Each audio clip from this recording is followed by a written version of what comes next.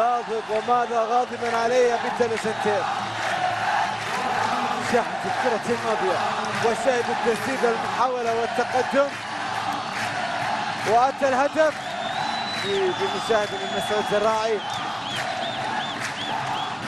وشاهد الحسرة من أبو علام الذي كان يتمنى الانتصار، لكن هذا هم نجوم العميد.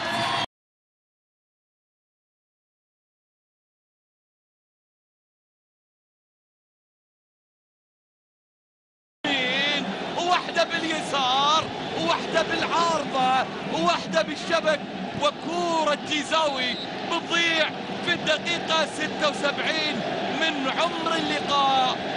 جماهير الملكي تتنفس الصعداء مع الدقيقة 75 مع هذه الكرة، مع الهدف اللي سجله